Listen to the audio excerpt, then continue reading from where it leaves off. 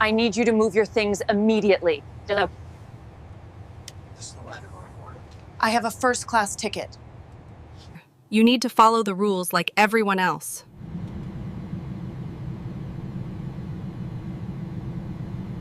The boarding gate shimmered under fluorescent light, sterile and cold. A woman in an ivory trench coat stood quietly in line. Dr. Amara Hill. The faint scent of jet fuel mixed with perfume, coffee, impatience. First-class boarding had just been called. First-class passengers only. The flight attendant repeated, her smile brittle, eyes darting over Amara's dark skin, the locks coiled neatly against her neck. Amara lifted her boarding pass. That's me. The attendant's smile didn't reach her eyes. Ma'am, this line is for first class, economy's down the hall. Conversations paused. Heads turned. A businessman in a gray suit chuckled under his breath. A mother pulled her child closer, whispering something. Amara inhaled. Slow, measured. Scan it, she said, voice calm. The kind that carried through rooms meant to silence. The attendant hesitated, lips tightening before pressing the scanner. The beep sliced the air. Green light. Access granted. A tremor flickered across the attendant's face. Surprise, maybe shame, quickly masked. I just wanted to make sure, she murmured, stepping aside. Amara moved forward, cameras on nearby phones tilted up, recording. But before she crossed the jet bridge, the captain's voice came over the intercom. Gate security to boarding area 3, please. Possible ticket discrepancy. A murmur rolled through the crowd. Amara froze. The flight attendant's posture straightened, not surprise this time, but satisfaction. Someone whispered, they think she's sneaking in. The air went thin. Amara's grip tightened on her boarding pass until her knuckles paled. She turned slightly, meeting the attendant's gaze. The woman smiled, small, smug. People try things, she said softly. You understand. The distant stomp of approaching boots grew louder. Amara did not move. The scanner still glowed green. Asterisk. The terminal gleamed chrome, glass, motion. Announcements echoed in polite monotone. Dr. Amara Hill moved through the crowd with the composure of someone used to being observed. Her heels clicked on polished tile, rhythm precise. She carried no entourage, no designer flash, just a sleek carry-on and a tablet tucked under her arm. The boarding gate loomed ahead. Flight 209 to Washington, D.C. First-class passengers, please proceed for boarding. Amara stepped forward. The attendant at the gate, Claire Benson, wore the airline's uniform with mechanical perfection. Her smile faltered when she saw Amara. Ma'am, first class only right now, Claire said. Tone measured but thin. Amara lifted her ticket. Yes. Claire's gaze flicked down, then up. This line is for first class. Amara's eyes didn't blink. And I am. The people behind her shuffled, impatient. Someone muttered. Claire's smile tightened. Let me just check something. She motioned to the scanner. Unnecessary delay. Beep. Green dot. The silence that followed was louder than sound. Claire's expression faltered. Just protocol. Amara's voice stayed calm. Your protocol seems selective. A ripple of whispers. Phones rose discreetly. A man's voice in the back. Always about race these days. Amara turned slightly, met his eyes. No words. Just the look. Clean, unwavering. Claire swallowed. Ma'am, please step aside for a moment. I just need to confirm. Your scanner confirmed. Claire hesitated, then pressed her earpiece. Security to gate 3, please. The phrase dropped like metal. Amara exhaled once. You're escalating an error you already disproved. It's procedure. 2 uniformed guards appeared. The crowd watched, recording, murmuring. Problem here. One asked. Claire gestured toward Amara. Possible ticket discrepancy. Amara handed the guard her boarding pass, her foundation's card visible in the wallet behind it. The guard scanned. Beep green again. She's clear. Claire blinked. That can't, the guard interrupted. She's cleared for first class. Amara met Claire's eyes. Next time, she said quietly, verify before you assume.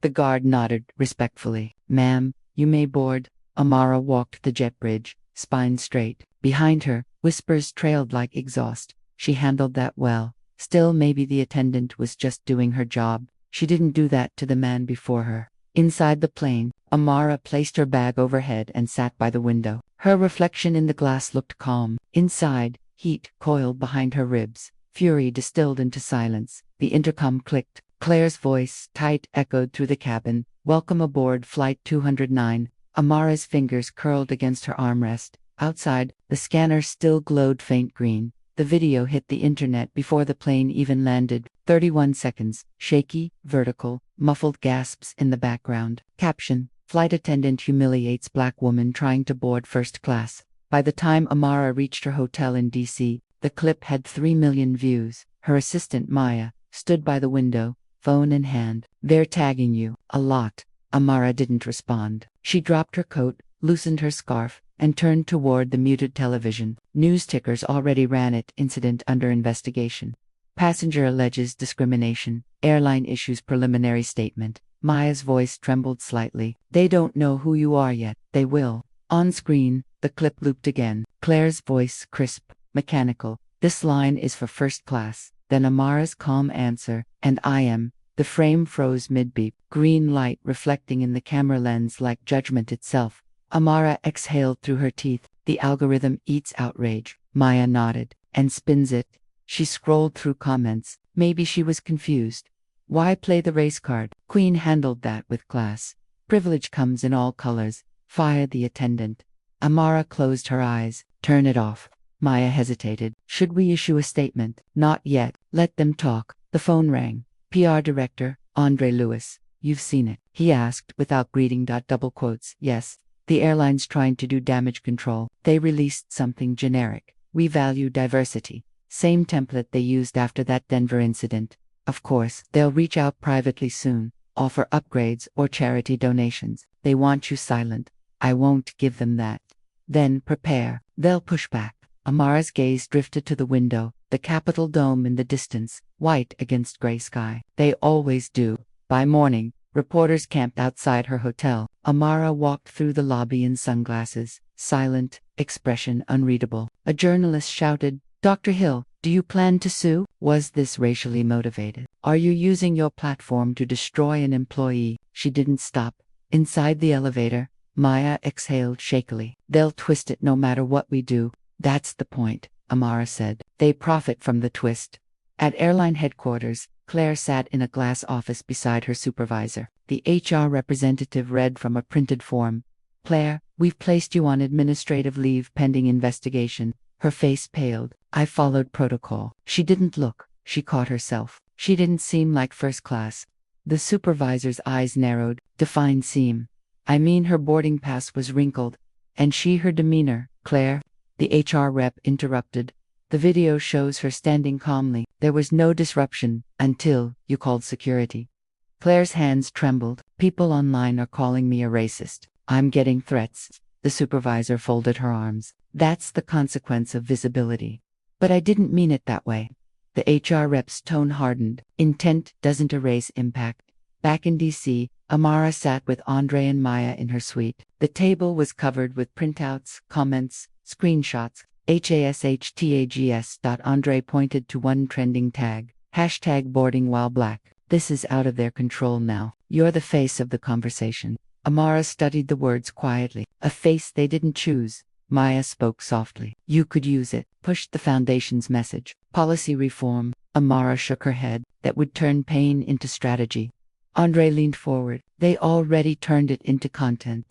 A long pause. The city hummed below them. Finally, Amara said, "Then we use their language. Accountability." 2 days later, she appeared on the morning forum. The host smiled too brightly.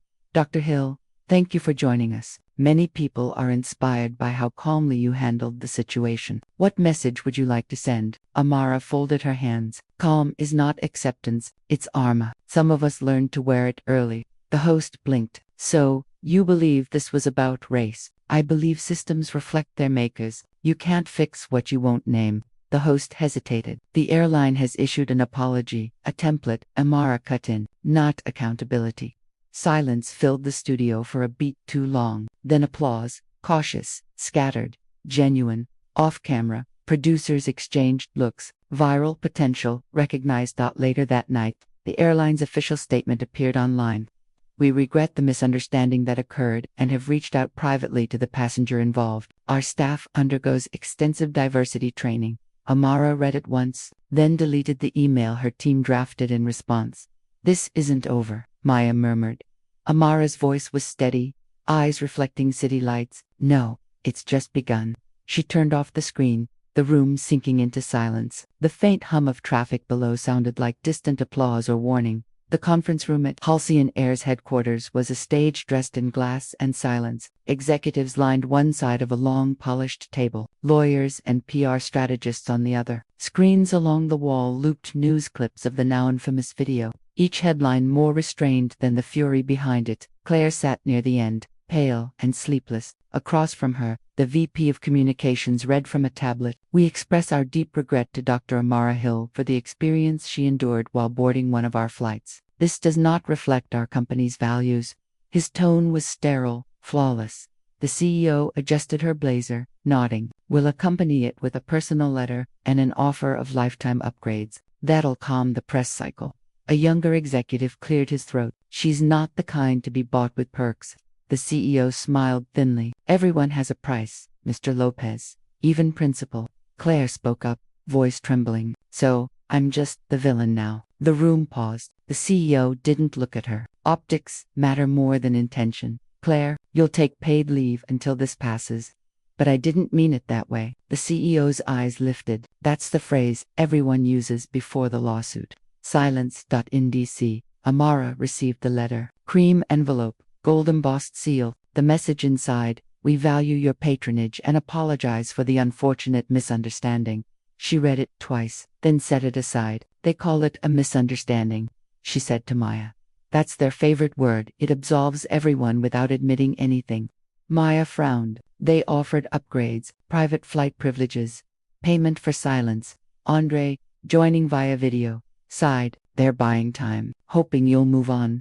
"I don't move on," Amara said quietly. "I move through." Andre hesitated. "Then we hit them where they live. Structure, demand reform."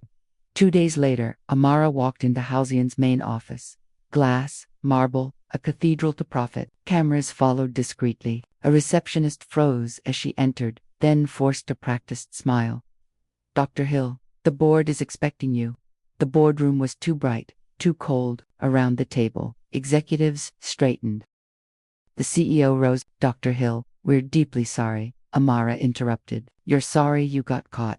The CEO's smile faltered. "That's not fair. Neither is what happened. Ms. Benson's behavior doesn't represent us." "It does," Amara said evenly. "That's why it happened." A murmur rippled around the room. The CFO leaned forward. "We can't control individual bias. You can control systems that reward it." The CEO tried again. "We've launched new diversity initiatives. Diversity isn't protection. Accountability is." The VP of Legal cleared his throat. "Dr. Hill, if you're pursuing legal action, we should." "I'm not suing you," she said. "I'm documenting you." That line cracked the air. A long silence followed, brittle, tense, charged. Amara stood. "You don't owe me an apology. You owe your employees truth, your customers respect, and your conscience consequences." She turned to leave. The CEO's voice followed, sharp, defensive. "We'd appreciate discretion. Public outrage hurts all of us." Amara paused at the doorway. Only those invested in silence fear sound. She left them in their echo. Back in her hotel suite, Amara watched the replay of the meeting on her private recording. Every pause, every deflection catalogued. Maya leaned over her shoulder. "You think they'll retaliate? They already have." But quietly, emails stop coming. Invitations fade. That's the subtle currency of punishment. Andre's voice over speakerphone. "You're poking a billion-dollar institution. They'll smear you as an opportunist." "Let them," Amara said. "Truth survives." Spin. At home, Claire watched the same news coverage. Her husband, Grant, scrolled through comments on his phone, jaw tight. "They're destroying you." Claire's hands shook as she poured coffee. "I followed rules." You looked at her like she didn't belong. She froze. "You think I'm racist. I think you're scared," he said quietly. "And scared people defend themselves before they listen." Claire stared at the mug in her hands. "They've suspended me indefinitely." "Lawyer up," Grant muttered. "You can't let them use you as a scapegoat." Her voice cracked. "What if I am the problem?" He looked away. "Then maybe you learn from it. Or you hide better." 2 weeks later, Halcyon Air held a press conference. Cameras flashed as the CEO read a carefully crafted statement. "We have met with Dr. Hill and have taken significant steps toward ensuring equitable passenger experiences. We're committed to inclusion, transparency, and community rebuilding. Reporters fired questions. Will the employee be reinstated? Has the company admitted wrongdoing? Will Dr. Hill collaborate on reforms? The CEO smiled. Tight, we're exploring all options. Amara watched from her office. Exploring, she murmured, another word for waiting us out. Maya looked up. They want a soundbite from you. Amara nodded slowly. They'll get one. She stepped before the microphone. Hours later, voice level, face unreadable. I don't seek revenge, she said. I seek repair. But you can't repair what you refuse to name. This isn't about one attendant or one flight. It's about altitude. Who gets to rise without being questioned? The silence that followed was electric. Reporters stared, unsure whether to clap or keep filming. Amara turned and walked away. No smile, no wave, just composure sharpened into resolve. In the stillness of her car ride home, her phone buzzed, a message from an anonymous number. You don't belong in first class. Anywhere. She stared at the screen, thumb hovering, then deleted it. Outside, the city lights blurred past. Somewhere in the distance, a plane lifted into the night sky, engines roaring, altitude rising. Her reflection in the window didn't look angry. It looked awake. Morning sunlight spilled across Amara's penthouse office. Steel, glass, and quiet order. The world outside buzzed with the noise of her name. But inside she moved like calm weather before a storm. Her foundation's staff sat around the table, eyes flicking between tablets, and her expression. No one dared interrupt her silence. Finally, she spoke. Status update. Maya cleared her throat. Media coverage plateaued. The foundation's donations spiked, but half the messages mentioned the incident. They see you as a symbol now. Amara's jaw tightened. Symbols distract. People love a story more than a solution. Andre joined through the speaker. Sponsors are uneasy. They say this activism doesn't fit your brand of optimism. I don't market trauma, she said. We build schools, fund research, feed communities. That's optimism. A pause. The staff exchanged uneasy looks. Maya ventured. You don't have to keep fighting them. You've already won public support. Amar's tone cut clean. Support is not change. Silence settled. Later that day, Amara retreated to her private office, the wall of framed photos watching her like ghosts of other battles. One picture, her in a hard hat at a school construction site. Another, her shaking hands with a senator who once refused to meet her without a white business partner present. She looked at that photo longest. The memory rose, uninvited, 10 years earlier. A conference room, smaller, meaner, investors across the table. Impressive presentation, one had said, smiling thinly. But we'd be more comfortable if we had a more experienced face leading negotiations. Experienced or paler, she'd asked. The man laughed, pretending not to hear. That laugh never left her. Back in the present, she opened a new folder on her tablet labeled Halcyon Reports. Dozens of links filled the screen. Whistleblower complaints, online testimonies, racial bias claims buried under HR jargon. She scrolled slowly, jaw tightening. Her voice low. They call it incident management, not pattern recognition. Maya appeared in the doorway. You're digging deeper, aren't you? I'm documenting. For what? For when the mask slips again. 2 floors down, the foundation's legal team met in hushed tones. Andre's voice carried through the glass wall. She wants to build a case without calling it one. Collecting evidence, not for court, for exposure. Maya folded her arms. She's not doing this for revenge. She's doing it because she can't not. Andre sighed. That's what worries me. The system eats its challengers. That evening, Amara walked through the city's quiet streets alone. No cameras, no entourage, just the click of her heels echoing against pavement. She passed a bus stop plastered with an ad for Halcyon Air, where everyone belongs. The irony tasted metallic. Inside a nearby cafe, 2 students whispered, "Isn't that her?" "Yeah, from the plane video. She's so calm, I'd have lost it." Amara met their eyes briefly, offered a small nod. They smiled, awkward, unsure whether to speak. When they turned away, she exhaled, not relief, but fatigue. Being a symbol was heavier than being a target. Back at her apartment, the city stretched beyond her window, lights like constellations of apathy. She sat in the dark, only the hum of the refrigerator breaking silence. Her phone buzzed, another message. Anonymous, again. Play the victim long enough, you start to believe it. She deleted it without reaction. Then she opened her email. A message from a former Halcyon flight attendant. Subject line, "You're right. They train us to profile. Her pulse steadied. She clicked. They tell us to pre-screen for potential conflicts.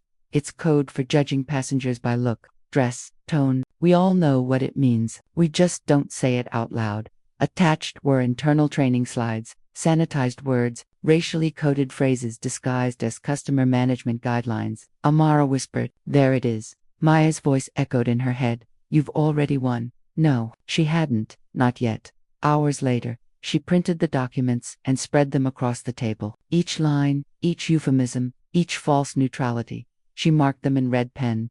Bias indicators, covert compliance language, structural deflection. Every mark deepened her calm, not her anger. Fury, when shaped into purpose, became precision. When dawn broke, she stood by the window again.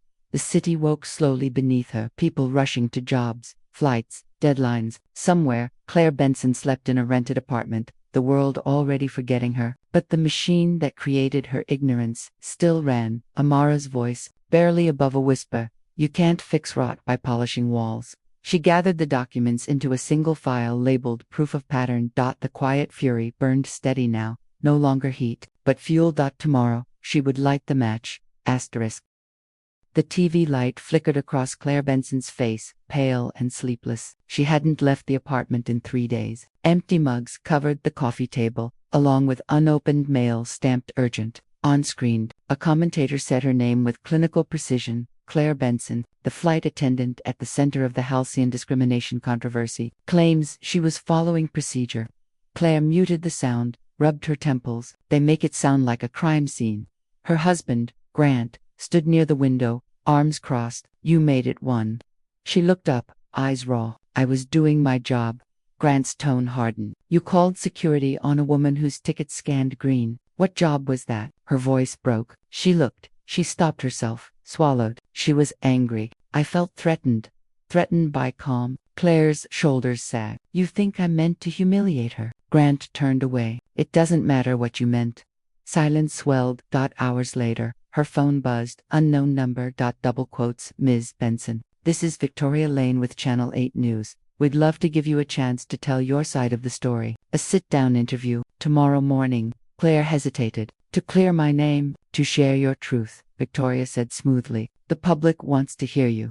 Claire agreed before doubt could answer. The studio the next morning was sterile and bright. Makeup artists dabbed foundation over sleepless eyes. Victoria, elegant and predatory in crimson, rehearsed her smile in the mirror. When cameras rolled, Claire folded her hands in her lap, forcing composure.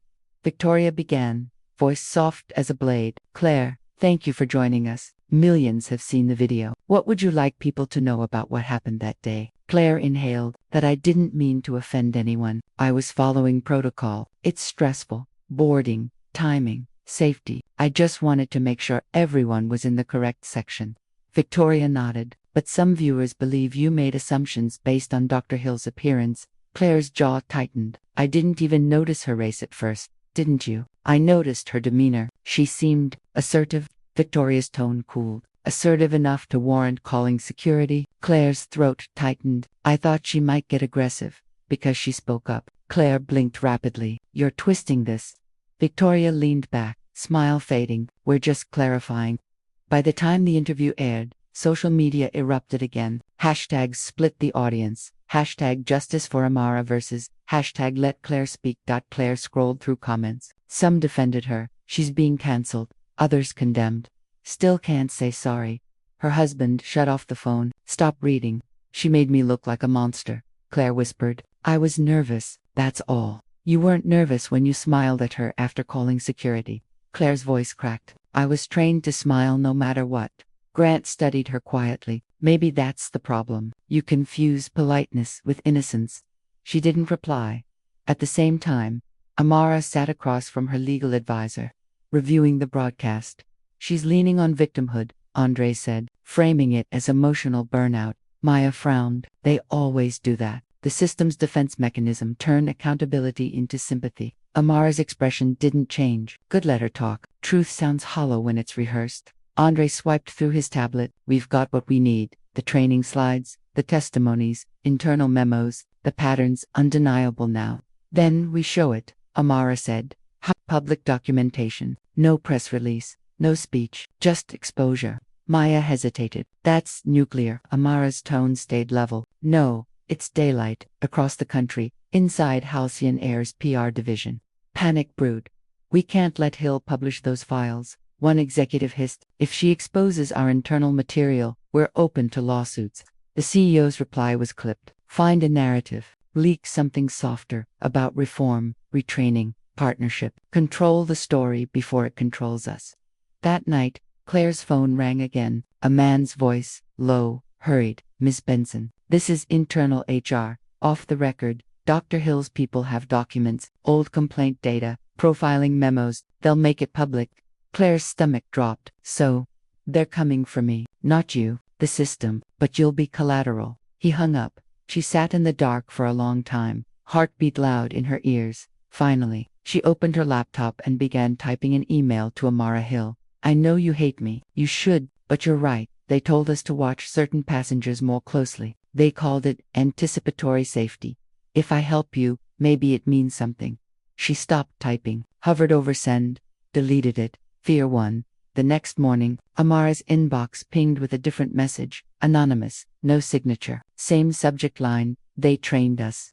It contained copies of internal group chats between attendants, coded jokes, warnings about problem types, photos shared in confidence. The ugliness was ordinary, and therefore damning. Maya whispered, reading over her shoulder. They'll deny it all. Amara replied softly, they'll try. But truth doesn't need belief, it just needs light. At the end of the day, Claire stood outside a supermarket, hoodie up, head down. A passerby glanced, whispered, and filmed her anyway. She turned away from the lens, face twisting. Please, just stop. The phone followed her. How's it feel now? The stranger muttered. Claire said nothing. For the first time, she understood what it felt like to be watched and judged for simply existing. But understanding wasn't redemption, only recognition. That night, Amara's team finalized their plan, a digital archive, time-stamped, verified, public. Andre looked up from his screen. Once it's out, there's no undoing. Good, Amara said. Some truths should burn. Outside her window, another plane cut across the dark sky, silent and distant.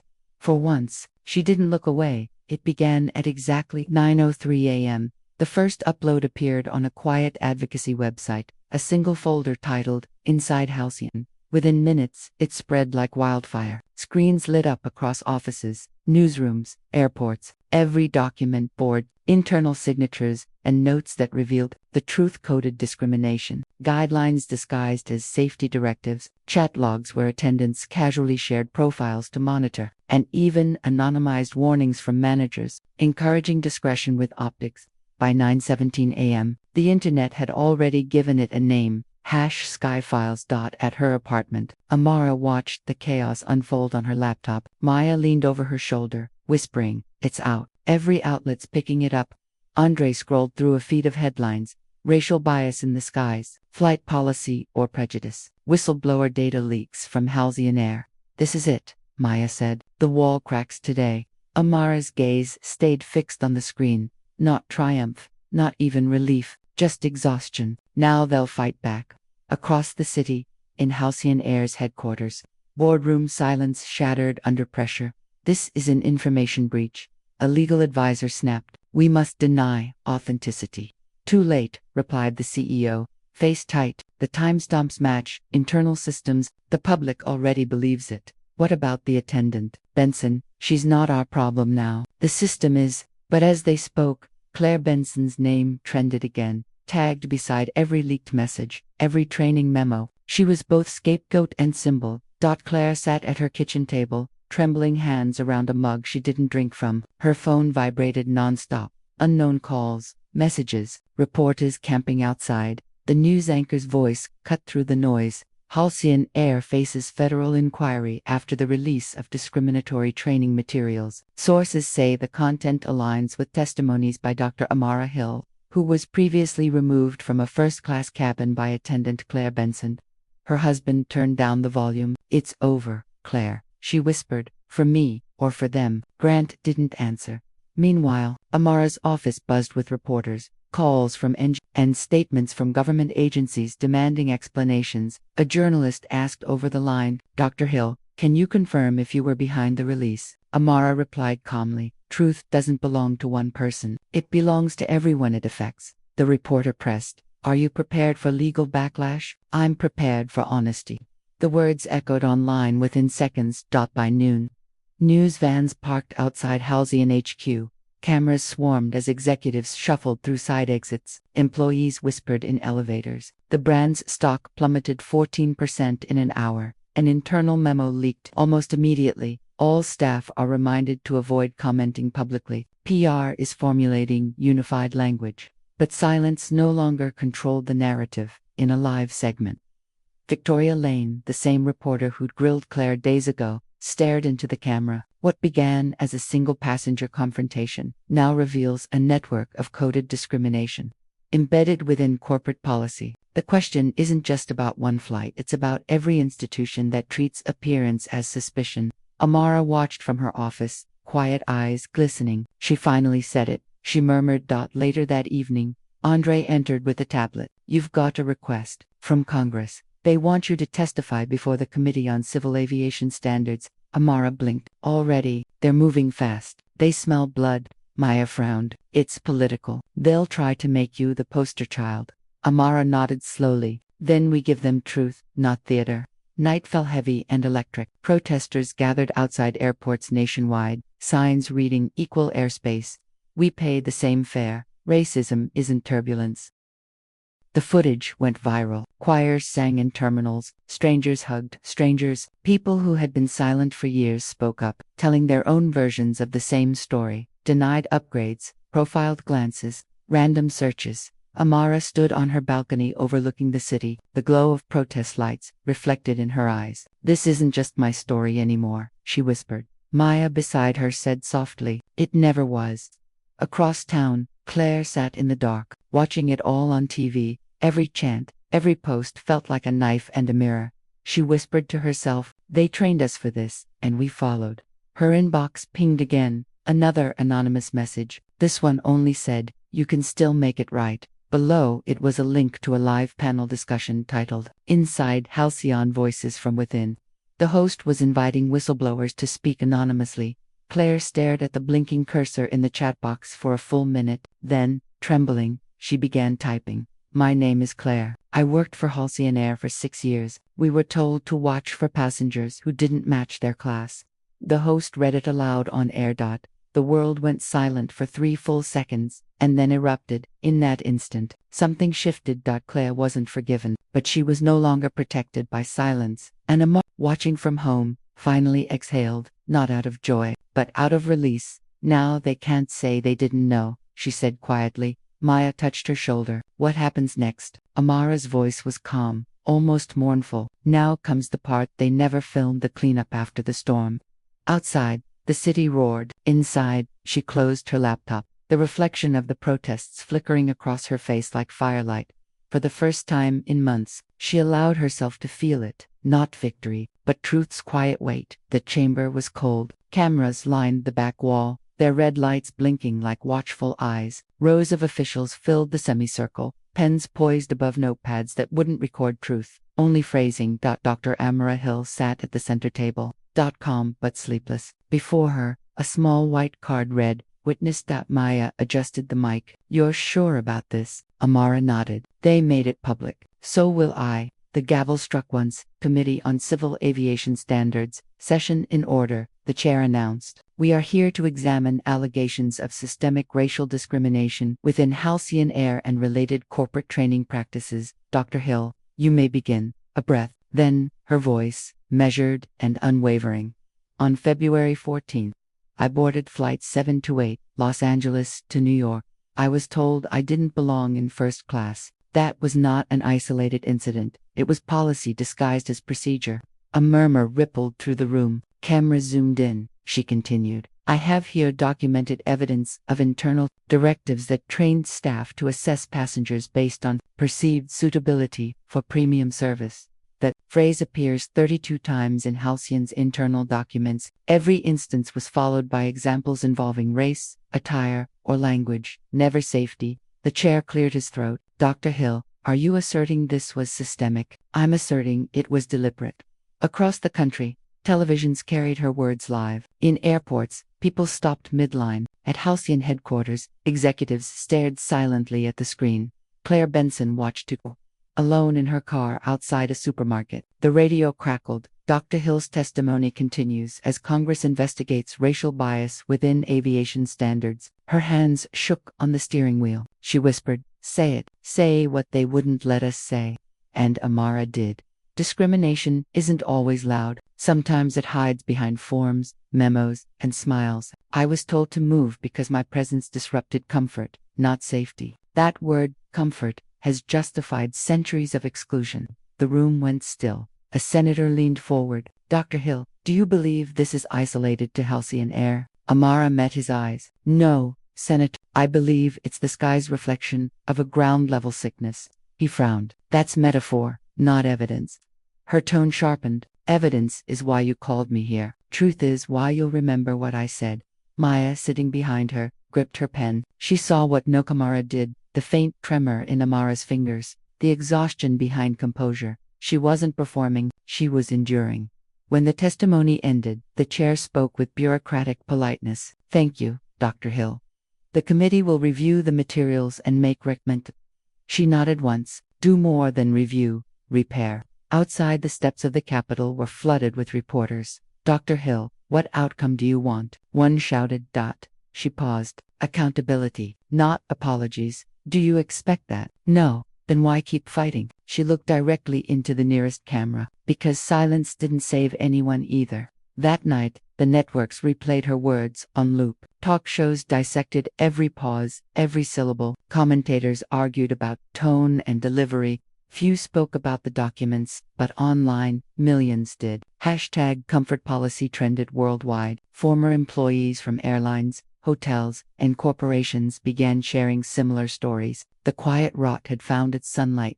In a dim studio, Victoria Lane prepared her final broadcast of the night. This story began as a viral confrontation between a passenger and a flight attendant, she said, but it ends as something larger, not a scandal, but a reckoning. She paused, looking into the camera. And to anyone watching who thinks they're unaffected, remember, silence is policy too. Amara watched that segment from her apartment. No lights, just the glow of the TV. The world now knew the truth, but truth never erased the wound. Maya entered quietly. The department just announced a temporary suspension of Halcyon's executive board. Amara didn't smile. Temporary, it's a start, it's the surface. Maya sat beside her. What are you thinking? Amara turned toward the window, city lights flickering like restless souls. I'm thinking justice is never the same as peace. Across town, Claire composed a statement of her own, handwritten. Shaky but clear. I participated in a system that trained me to fear certain people. I was wrong. No policy made me do it. I obeyed because silence felt safer. I'm done being safe. She signed it, photographed it, and posted it. Within hours, it went viral. The comments were brutal. Some called her brave, others called her opportunistic, but Amara saw it differently. When Maya showed her the post, she only said, at least she finally spoke. Days later, the committee released its preliminary findings. Evidence indicates institutional bias embedded within Halcyon Air's customer management protocols. Immediate oversight and restructuring recommended. The report sparked shareholder resignations, lawsuits, and a massive recall of company leadership. Amara's name appeared in every headline, half saint, half threat, but in her home, away from screens, she sat quietly, a cup of tea in her hand. Outside, dawn rose over the city calm. Indifferent. She whispered to herself, the storm broke, the sky's still here. When the phone rang, she almost didn't answer. It was Claire. I needed to say this. Claire said softly, thank you for not destroying me when you could have. Amara's reply was simple, I didn't need to. The truth did that. Silence hung between them, heavy, human. Claire finally said, what now? Amara looked out the window, voice barely above a breath. Now we learn if they can rebuild what they broke. And somewhere, in the quiet hum of the world's morning, a truth had finally taken root. Not perfect, not complete, but alive.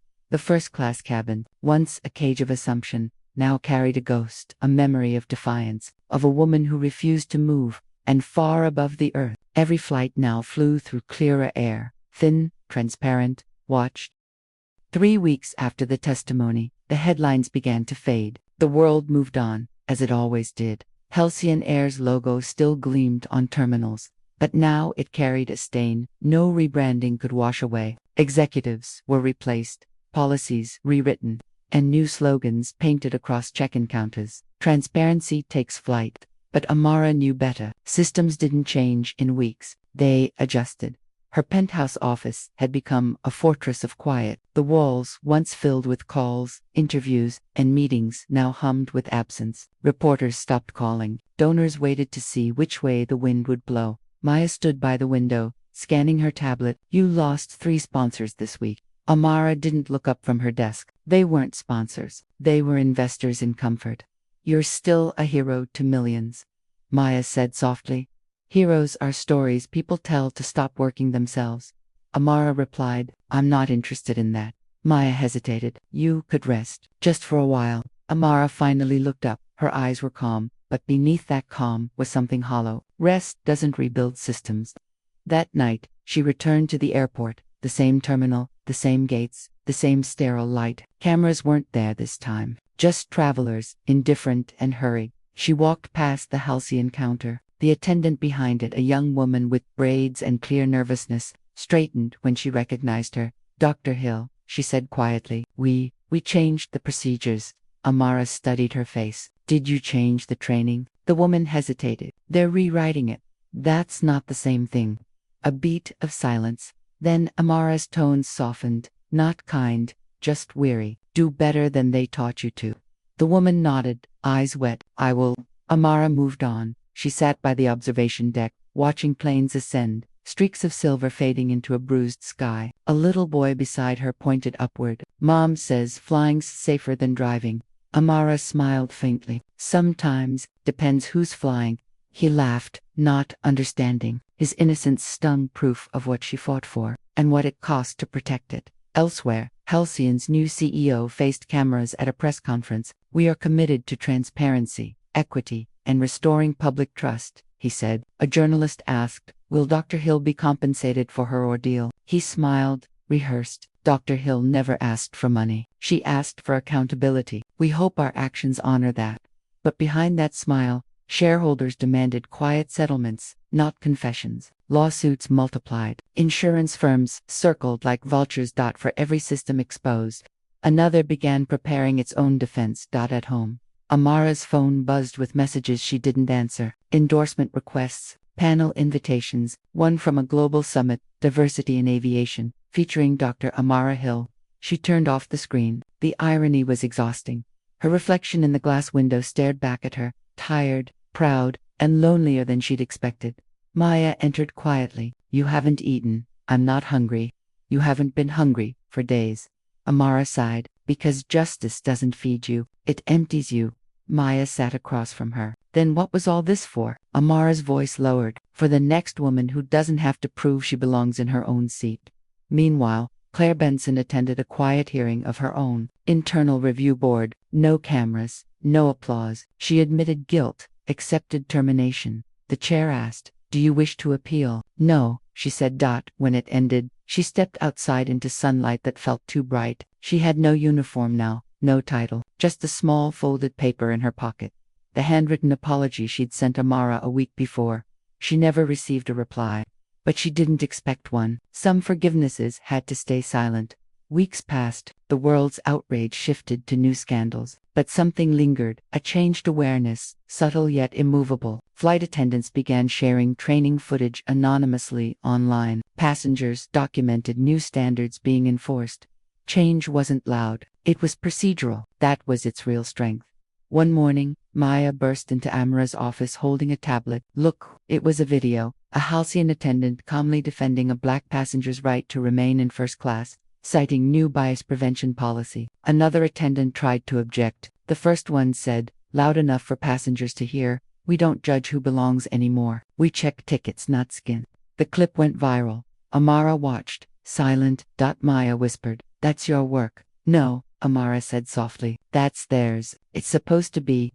Later that night, Amara returned to her foundation's building. The city outside shimmered with a slow rain. She stood by the window, phone in hand, reading the letter she'd written but never sent. To whom it concerns, justice was never meant to make us whole. It's meant to make the world remember who broke us and why it must not happen again. I don't want thanks. I want vigilance. She deleted it. Some truths lived better, unsent in the silence. She remembered the flight, the sterile air, the attendant's cold eyes, the shame that had burned like acid. That shame no longer lived in her. It lived in the system that birthed it. She whispered to herself, I gave them the mirror. What they see now is their burden. A distant plane roared overhead, the same sound that once symbolized exclusion, now resonating like a heartbeat of resistance. Maya appeared in the doorway. You're staying late again? Just watching the sky, Amara said. What do you see? Proof that even something built to separate air from earth, privilege from pain, can still hold us all if we make it. The rain thickened, tracing lines down the glass. Somewhere above, another flight cut through the storm. And for the first time, Amara didn't flinch at the sound. She simply whispered, let them fly. A year later, no one called it the incident anymore. It had a new name, the flight that changed the skies. Halcyon Air had restructured entirely. New CEO, new training, new code of ethics. The government report that followed Amara Hill's testimony became required reading in every aviation and corporate ethics course in the country. But Amara didn't attend the celebrations. She didn't sit for interviews or pose for award photos. Her face appeared on magazine covers, yet she never accepted the praise. She stayed quiet, almost invisible, working behind the scenes at her foundation, funding advocacy programs and mentorship networks for young professionals facing discrimination. When asked why she never reclaimed public space, her answer was always the same: because justice isn't a spotlight, it's maintenance.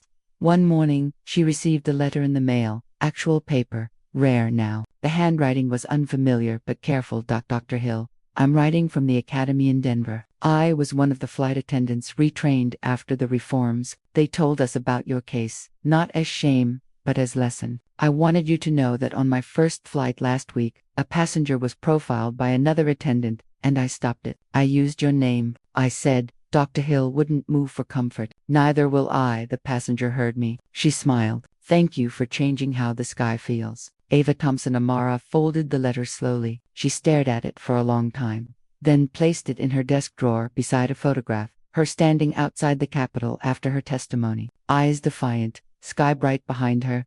Meanwhile, Claire Benson lived quietly in a small coastal town, working at a local community center. She never flew again.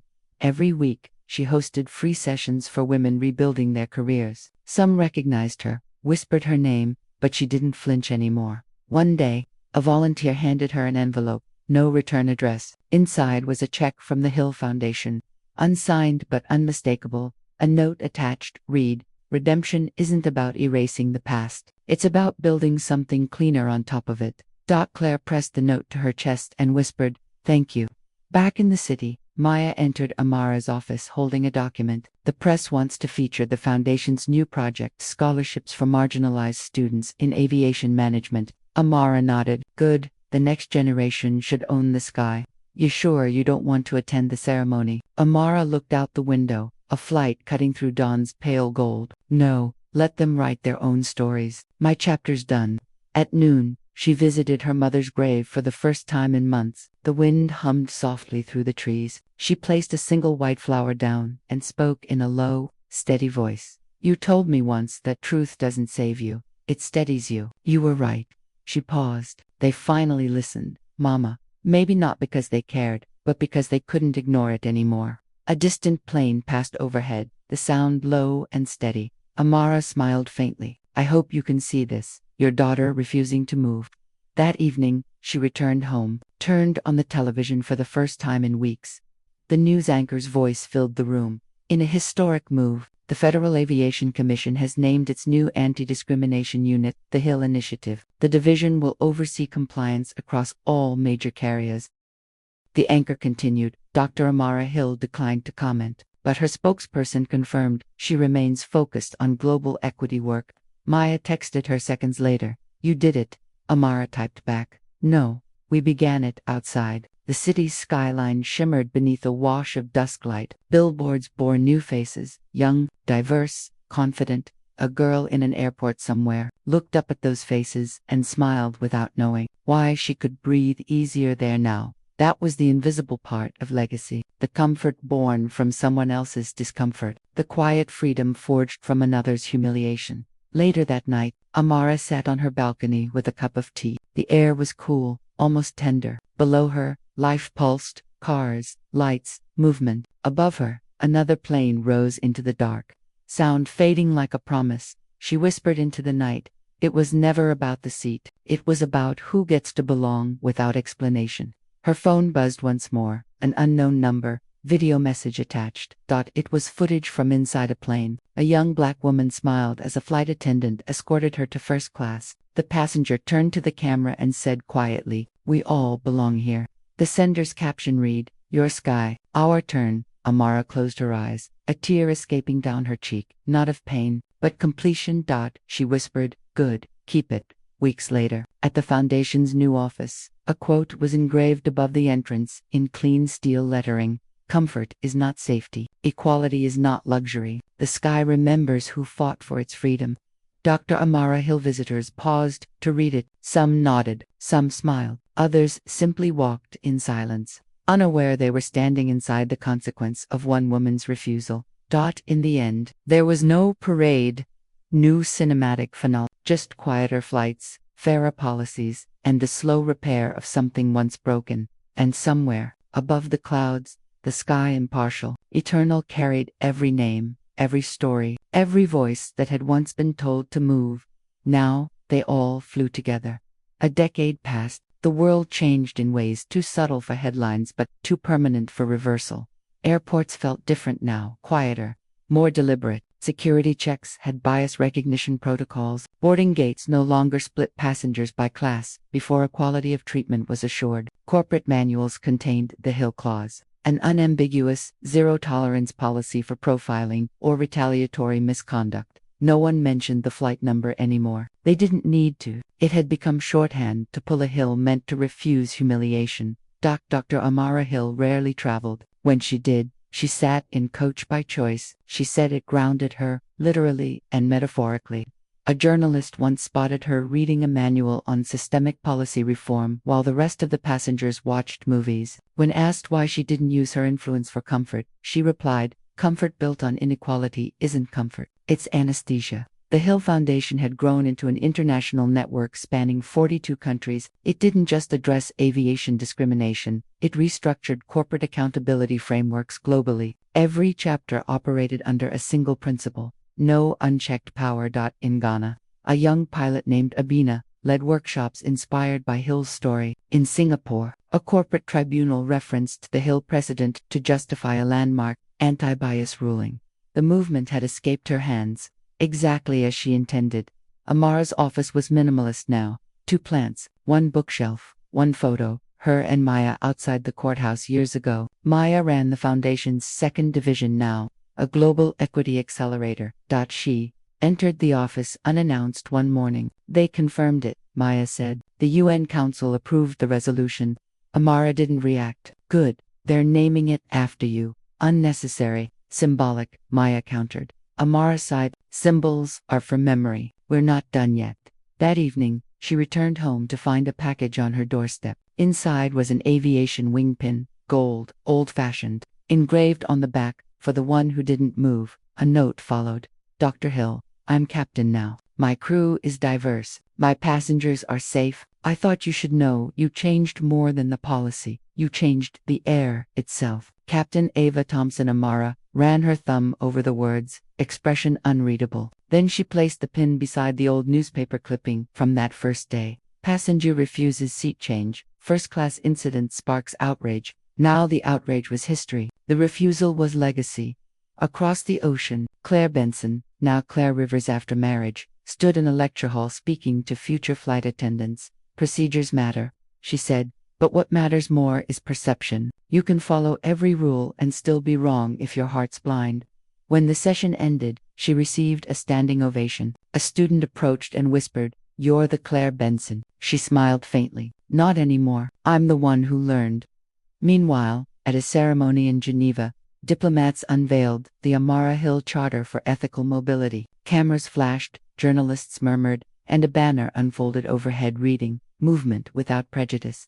Amara didn't attend. Her statement, delivered via letter, was read aloud by Maya. Progress is not noise. It's maintenance performed by those willing to remain unseen once the system works. My hope is that one day, this charter feels unnecessary. The audience stood in silence, not applause, but understanding. Later that night, on the same balcony where she once watched the sky in solitude, Amara sat again, older now, face softened but eyes sharp. Her phone buzzed, an old contact from an aviation academy. "Would you record a message for the students?" "No speeches," she said. "Just play them this." She sent a single line. "If equality feels inconvenient, you're measuring comfort wrong." Thunder rolled distantly. A storm approached, strong, alive, cleansing. She let the rain come, unafraid of what it erased or revealed. Below her, the streets filled with people carrying umbrellas marked with the Hill Foundation logo. A peaceful march for transparency laws. Young, diverse, confident. Maya appeared beside her. "They're walking for you again." Amara shook her head. "No, they're walking for what they already deserve." In the years that followed, the Hill Foundation archived her personal writings, speeches, and testimonies. One quote became their official creed: "Power doesn't corrupt. It exposes. If you don't like what you see, change who's holding it." Her portrait hung in their global office, not as idol, but as reminder. Beneath it, a plaque read, "Integrity requires discomfort." Amara Hill died quietly in her sleep at 78. The world didn't erupt. It paused. The morning after, airlines worldwide broadcast a brief silence before their first flights. Pilots read a line over the intercom: "We fly today in skies made freer by one woman's stillness." At 10:03 a.m., one plane, Flight 214, ascended directly over the Foundation's headquarters. Its wing glinted in sunlight. On its tail, painted in clean serif letters, was her name, Hill. No statue was built, no monument raised. The air itself, fairer, safer, quieter, became her memorial. Above every airport, in every departure gate, her presence lingered in policy, in awareness, in quiet refusals that prevented harm before it began. The sky, vast, impartial, remembered the woman who taught humanity to stay seated in dignity.